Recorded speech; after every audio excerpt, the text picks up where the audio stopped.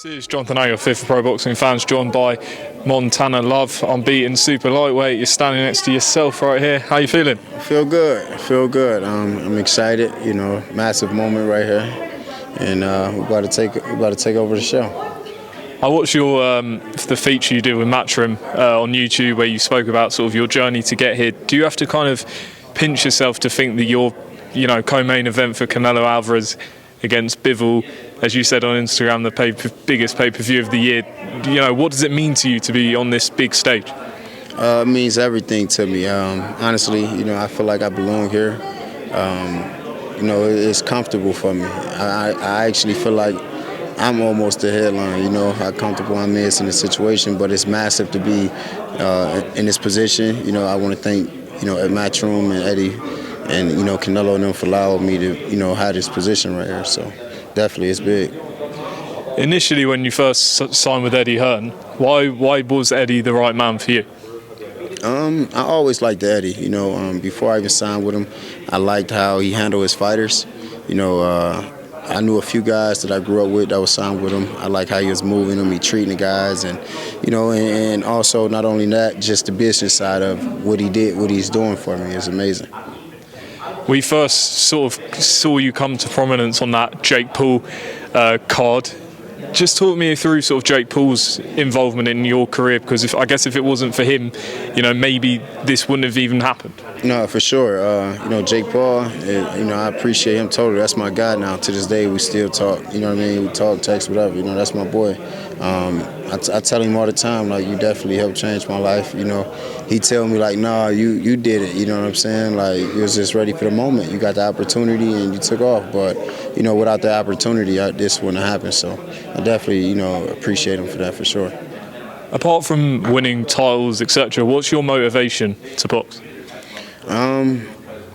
Honestly, it's a therapy for me.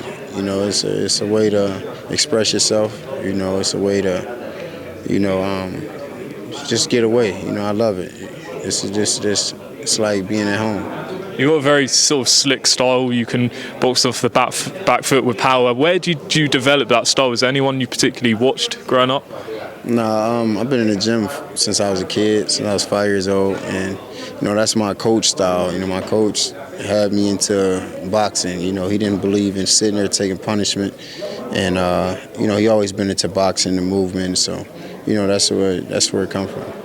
Saw you debut with Matchroom last time out on the Haney bill, and now you've got what people would see as a step up against Valenzuela. What do you know about him? Have you seen any of him?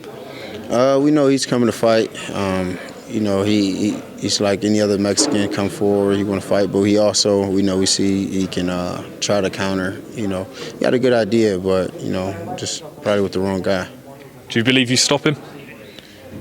Yeah, absolutely. I believe it, for sure. But we're not going in looking for the stoppage. We going in to box, just have fun. We adapt to whatever. So if it's a shootout, and he get caught, absolutely. You know what I mean? But, we're going in, we got a game plan, we're going to stick to it.